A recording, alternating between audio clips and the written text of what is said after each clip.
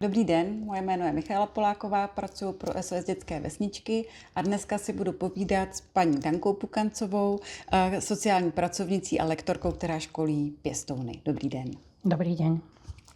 A pojďme začít hned tím, co je naším hlavním tématem rozhovoru, a to je hledání kořenů a budování identity u dětí vyrůstajících v náhradní rodinné péči. Proč je tohleto téma pro děti vyrůstající mimo svoji vlastní rodinu důležité? Pre každého človeka na celej planéte je veľmi dôležitá identita. Teda identifikovať sa s ľuďmi okolo seba, ku ktorým patrím, odkiaľ pochádzam, kde mám tie korene. A u týchto našich detí, ako ja hovorím tým deťom náhradnej starostlivosti, sa tá identita nejak naruší. Sa pokazí, preruší tým, že netrávia 24 hodín 7 dní v týždni so svojimi rodičmi z rôznych dôvodov a preto v tej identite zostanú také neisté. Zostáva neistá identita. Ja si pamätám, keď mi jedna dievčina, ktorá vyrastla v detskom domove a v podstate nemala nikdy žiaden kontakt s vlastnými rodičmi, až keď odišla z detského domova, sa začala s nimi trošku kontaktovať a ona mi hovorí, že mne sa často sníva, ako keby som visela na tenučkom blase nad veľkou čiernou priekopou. A celú noc som sa vlastne bála, že spadnem do tej priekopy. Že to je taký, z toho mne išiel taký pocit veľkej osamelosti a veľkej teda aj veľa strachu. A takej hrôzy, že čo so mnou bude, kam, čo je podo mnou, čo je nado mnou. Len ten tenký vlas ma spája so životom, so svetom okolo. Takže ten pocit identity je veľmi dôležitý pre každého z nás. A je zaujímavé, že my, ktorí máme istotu v tej identite, tak si to ani nevieme predstaviť, aké to musí byť ťažké pre tie deti, ktoré lebo identita je pocit.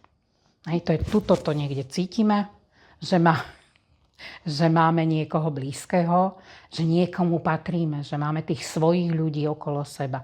Ono ich fyzicky nakoniec tie deti majú aj v tej pestúnskej rodine, ale strácajú ten pocit, že to sú ich ľudia. To je to, čo je pre nich náročné. Jakou roli hraje kontakt s biologickou rodinou nebo s vlastní rodinou pro děti, které vyrůstají v náhradní rodinné péči, a je to pro ně prospěšné?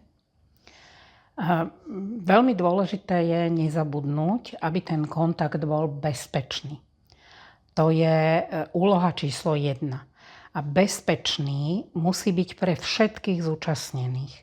To znamená pre deti, samozrejme v prvom rade, pre pestúnov, pretože oni budú ďalej tráviť čas s dieťaťom a budú pri ňom, keď bude dieťa nejakým spôsobom prežívať tie dni, tie chvíle po tom kontakte. Ale veľmi dôležitý je aj, to bezpečie je veľmi dôležité aj pre tých vlastných rodičov detí, lebo ak tí rodičia budú v nedobrej kondícii, nebudú sa pri tom stretnutí cítiť dobre, tak urobia veľa hlúpostí, veľa chýb, veľa situácií, ktoré to dieťa môžu ohroziť. Takže ak kontakt, ktorý je výborný, tak bezpečný. To je veľmi dôležité. Treba so všetkými tými zúčastnenými pracovať pred kontaktom, počas toho kontaktu a veľmi dôležité je potom všetkých opečovať aj po tom kontakte. A tiež mi ide hlavou, že veľmi dôležité je myslieť na to, že identita nerovná sa vždy vzťah s rodičmi. Tie deti si nemusia budovať silný citový vzťah so svojimi vlastnými rodičmi. Stačí, keď raz za čas vedia, ako sa rodičia majú, kde možno žijú, raz za čas si zavolajú, raz za čas je veľmi široký pojem, to môže byť raz za 4 roka, raz za rok, raz za 3 roky. Niekedy je to formou listu alebo formou nejakej správy. To je pre nich dôležité, aby vedeli, ako sa tí rodičia majú, kde sú v tejto chvíli, ale nemusia si s nimi budovať vzťah, pretože my, čo pracujeme s deťmi v náhradnej starostlivosti, vieme veľa o attachmente, o vzťahovej väzbe, o citovej väzbe, všelijako ináč sa to ešte nazýva, citové puto. A keďže naše deti často majú nejaké poruchy attachmentu, a tie poruchy attachmentu často vznikajú práve preto, že ich rodičia mali poruchy attachmentu.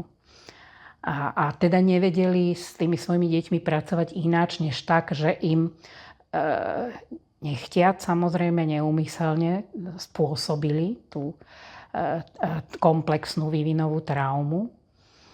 A preto ten kontakt nemusí byť bezpečný, keď je bez dohľadu. Keď nie je opečovaný. A to nie je dobré pre nikoho.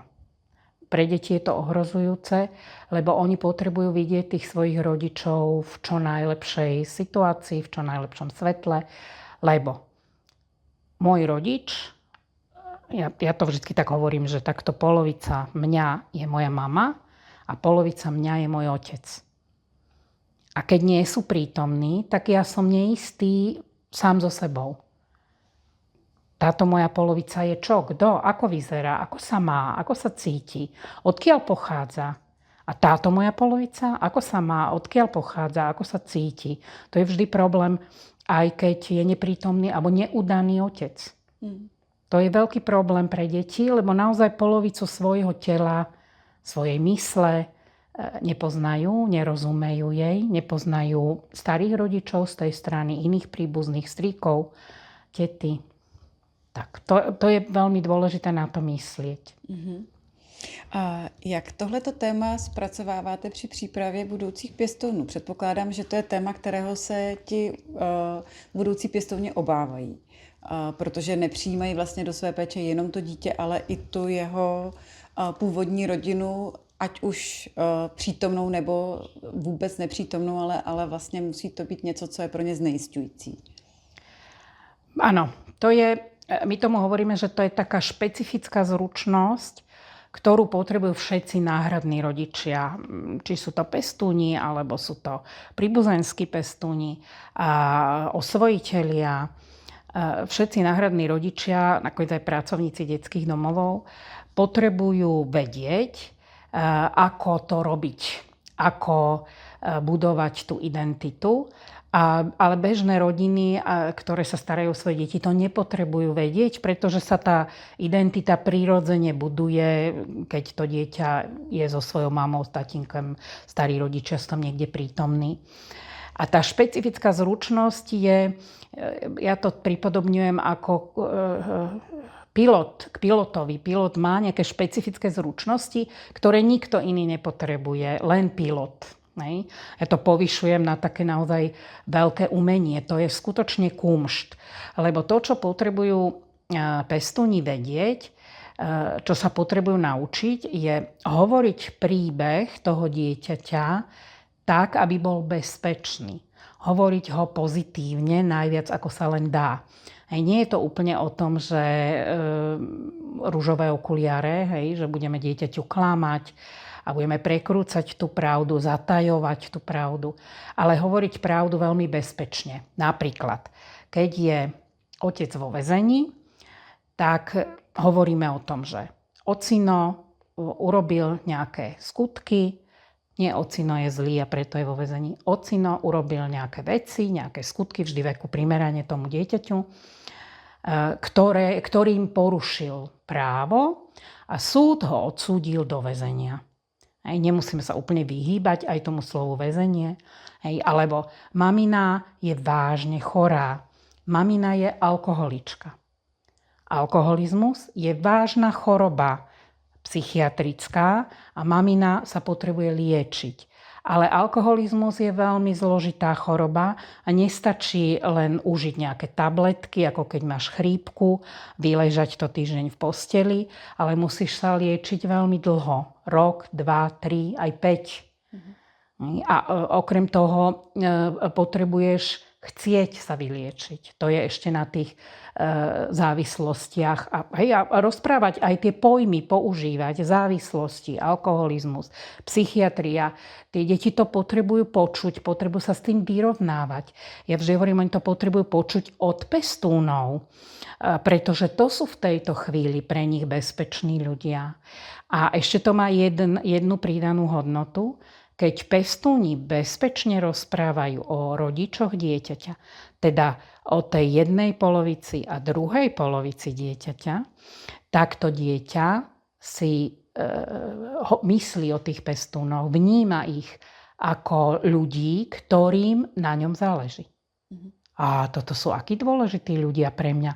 Čo oni sú schopní a ochotní urobiť, oni tú moju opitú mamu pekne prijali, pekne sa k nej správali. Oni idú so mnou do väzenia pozrieť toho môjho ocina, ktorý niečo protiprávne urobil. To sú veľmi dobrí ľudia. Ja budem veľmi dôležitý človek pre nich. Čiže tam je tá pridaná hodnota, že to veľmi pomáha budovať vzťah. Hej, nejdem to hovoriť v tom negatívnom zmysle. Naopak, ak sa o rodičov dieťaťa, preto aj my osvojiteľom hovoríme, že je veľmi dôležité, aby im hovorili pravdu a najviac ako vedia, aby rozprávali ten príbeh pozitívne, lebo potom tie deti naozaj majú pocit, že aha, tak títo ľudia nehovoria nič o mojich rodičoch, čiže oni polovicu mňa a druhú polovicu mňa celkom nepríjmajú. To je v rovine pocitov, hej? To nie je v rozume, nemá to tieto slova, ako ja to hovorím, ale takto to tie deti cítia. Neviem isto, či oni ma majú radi, či oni ma naozaj si zobrali bez podmienok. Takého, aký som a takú, ako som, ma prijímajú. Setkáváme se taky často s tím, že děti mají pocit viny. A rodiče mě opustili, protože jsem zlobil. Nebyl jsem dost dobrý, proto mě nechtějí, proto mě dali pryč. Jak s tímhletím souvisí ta informace o tom, kdo vlastně jsou ty moji rodiče a proč se mnou nejsou? Ako sa cítim ja sám so sebou, to veľmi úzko súvisí s tým, ako ľudia okolo mňa, svet okolo mňa vníma mojich rodičov. Ak ich vníma negatívne a aj vtedy, keď o nich nerozpráva, tak my máme skôr tendencie ísť do toho negatívneho. Keď sa o niečom nerozpráva, tak asi tam niečo nebolo úplne OK. A vtedy veľmi rýchle sklzneme do toho, asi to bude moja vina. Ja som bol možno neposlušný, ja som možno tú maminku v tom brúšku veľa kopal, možno som, už ak sú väčšie, tak premýšľaj na tom, možno keď som sa narodil, tak som jej spôsobil veľa bolesti. Hej, alebo som kričal, keď som bol malý, ona sa celé noci nemohla vyspať. Hej, že idú aj do takých naozaj realistických nejakých dôvodov, reálnych, prečo ma tí rodičia vymýšľajú si, oni si ich skutočne vymýšľajú, lebo je tam ten pocit, že ja nie som dobrý, keď moji rodičia nie sú dobrí. A teda otočím to zase pozitívne. Naopak, ak ja porozumiem, že to, ako sa moji rodičia správali, nebolo celkom ich slobodné rozhodnutie. Hej, že sa tak správali na základe okolností, na základe možno aj toho, aké oni mali detstvo, čo oni zažili ako malé deti. Hej, tak viem to prijať. Väčšinou to viem prijať, až keď som dospelý. Ale na tej práci, na tom, aby som prijal tú realitu svojich rodičov, sa začína od malička. Hej. A až keď som dospelý, tak často až vtedy dokážem pochopiť a dokážem porozumieť a odpustiť. To je veľmi dôležitý proces, odpustiť svojim rodičom, lebo až vtedy, keď im odpustím, tak viem byť slobodný a viem žiť v súlade sám so sebou. Viem byť autentický, viem byť sám sebou, viem sa prijať, viem sa objať, viem sa mať rád. Čiže to je veľmi, veľmi dôležitý proces. To mě vlastně přivádí k další otázce dospívání. To je období, které je složité pro všechny děti, i pro ty, které vyrůstají v naprosto harmonickém prostředí. O to složitější je to zřejmě pro děti vyrůstající v náhradní rodině. Je něco, co by měli vlastně ti náhradní rodiče vědět předem, na co se připravit, jak opečovat toho dospívajícího, aby v tomhletom těžkém období citlivém nespadl do nějakých velkých potíží právě proto, že ty kořeny tam nejsou pevné. No určite tá podpora vzťahu dieťaťa s jeho vlastnou rodinou, ako to odborne nazývame, začína od prvej chvíle, keď to dieťa do tej pestúnskej rodiny príde. Od prvého dňa. A keď už teda príde do puberty, tak prirodzené pre všetky deti, ako ste povedali, je tzv. Konfúzia identity, konflikt identity. Kto som, kam patrím, kto sú moji rodičia, čo dobré, čo zlé moji rodičia, prarodičia, praprarodičia urobili. To je pre tieto deti v tej chvíli veľmi dôležité. Je prirodzené odmietať dospelákov, odmietať autority, búriť sa proti nejakým pravidlám. To je prirodzené, vývinovo je to úplne normálne, úplne v poriadku. To všetci poznáme, čo máme deti. Ale naše deti v náhradnej starostlivosti, toto všetko, čo som vymenovala, majú ešte o level náročnejšie. Lebo tie otázky, kto som, kam patrím, riešia už dlhé roky. Keď sa pozrú na svoju pestúnku a na svojho pestúna a na ich možno vlastné deti, vidia rozdiely. Vidia, že majú iné nosy, že majú iné postavy, inú farbu pleti. Niekedy v niektorých prípadoch. Čiže tie rozdiely tam vidia a si ich uvedomujú.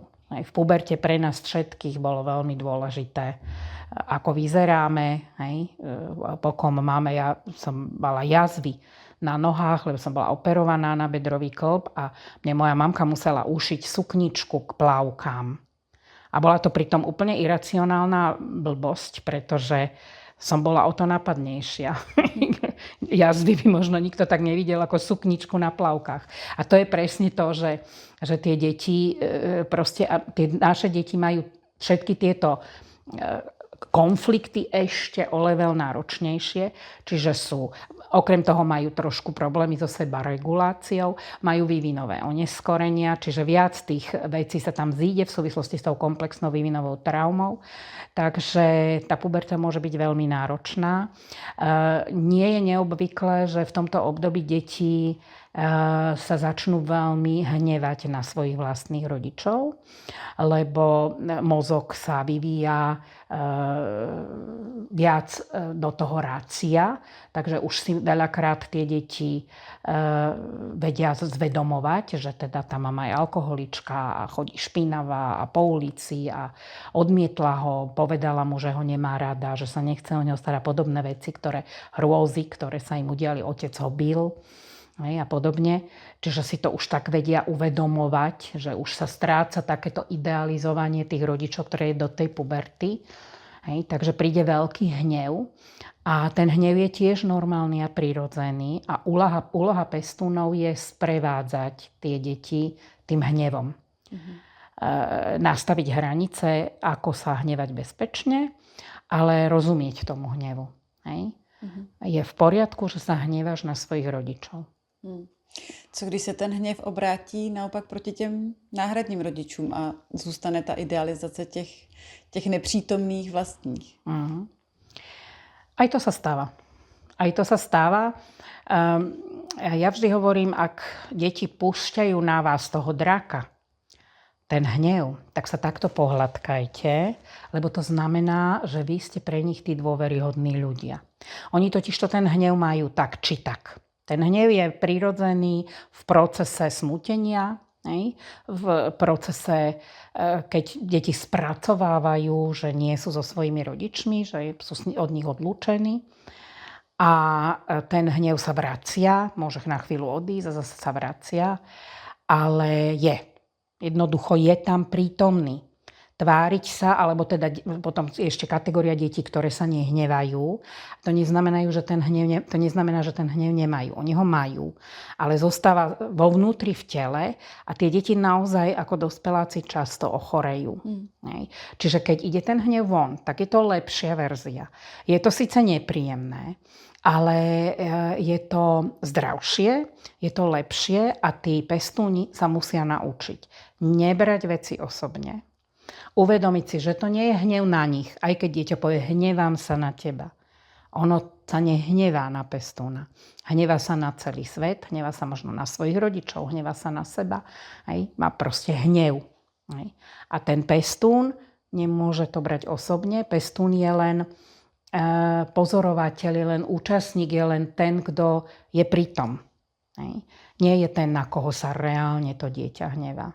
Aj keď to tak zvonku vyzerá. Toto musí ten pestún vedieť a tomu to musí rozumieť. Len vtedy to zvládne. Lebo ináč je to ťažké. Keď dieťa stále škaredie sa k tomu pestúnovi správa, škaredé slova používa, nejdem to citovať, určite si viete predstaviť, čo všetko tí deti dokážu vypustiť z pusy tí pubertiaci. Ale oni to naozaj nemyslia proti tým pestúnom, ale proti celému svetu a často aj proti tým svojim rodičom. Čiže nie je inej cesty, len to vydržať, milovať to dieťa bez podmienok. Terapeutické rodičovstvo je výborné vzdelávanie, ktoré vlastne je to výcvik, ktorý učí tých pestúnov, ako pracovať so sebou, so svojimi emóciami, aby emócie detí boli čo najbezpečnejšie. To je taký hlavný princíp toho terapeutického rodičovstva. Pokud se ještě podíváme na to dítě, na pohled toho dítěte, jak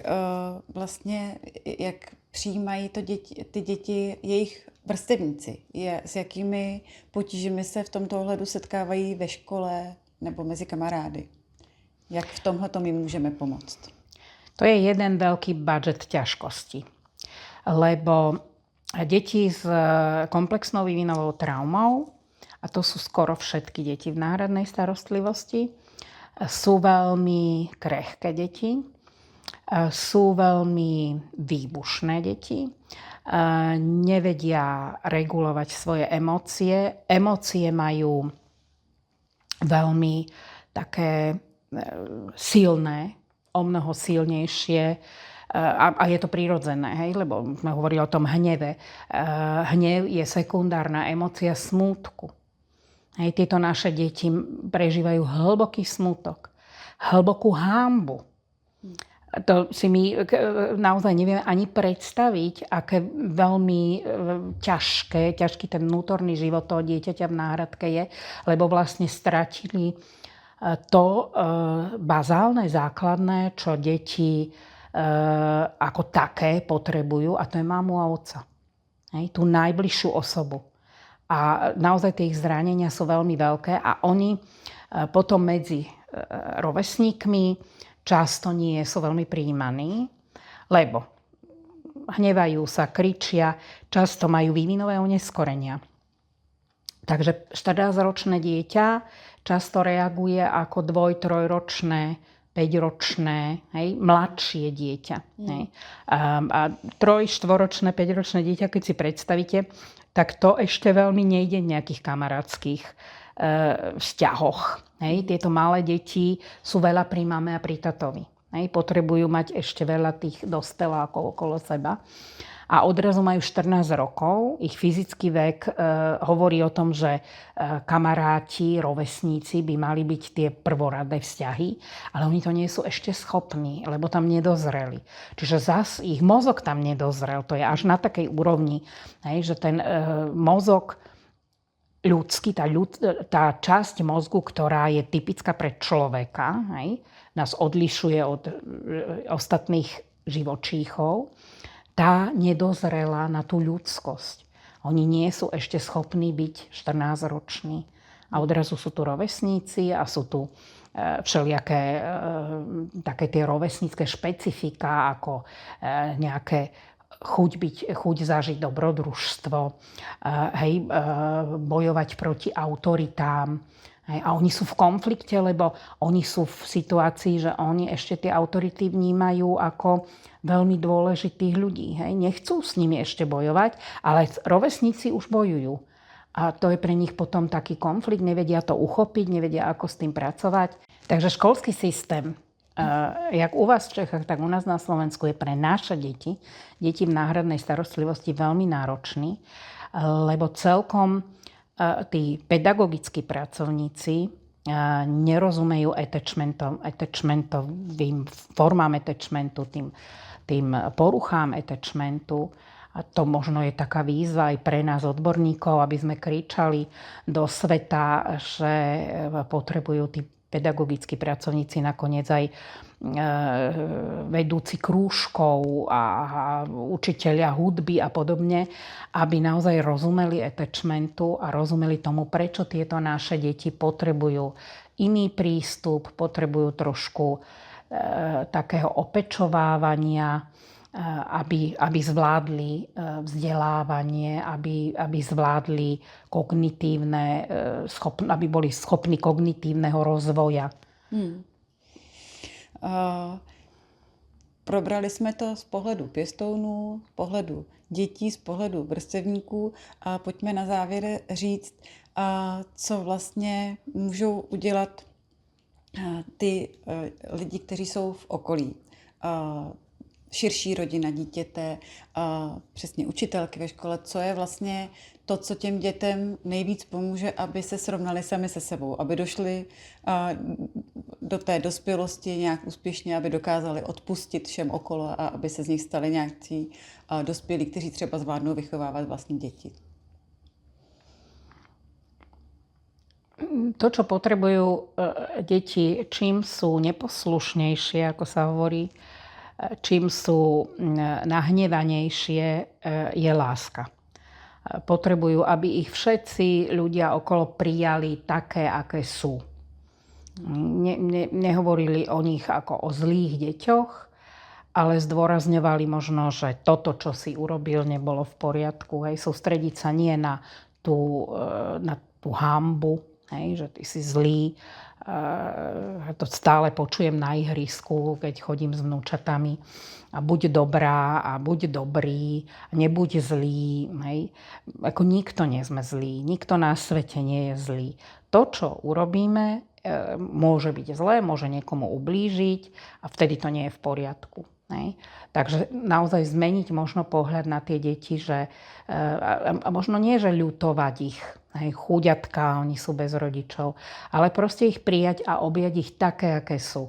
Ja hovorím, často je to úplne asi najkrajší výraz, ale ja hovorím, že tieto naše deti sú pokazené. Oni majú pokazený mozog, to je naozaj na fyziologickej úrovni. A už k postihnutým deťom, ktoré majú možno nejaký handicap s rukou, s nohou, tak celkom už naše spoločnosti zvládajú prijať. Ale tieto naše deti, ktoré majú pokazený attachment, hej, pokazené to pripútanie, s tým ešte celkom nevieme pracovať, nevieme ich prijať. Že sú to deti ako všetky iné, trošku v niečom oneskorené, majú špecifické potreby, potrebujú viac trpezlivosti, potrebujú viac lásky. A čím sú neposlušnejšie, tým viac lásky potrebujú. To je asi také pre mňa taký najväčší poznatok. Ja som začínala moju pracovnú prax v diagnostickom centre, to si starší odborníci budú ešte pamätať tie zariadenia.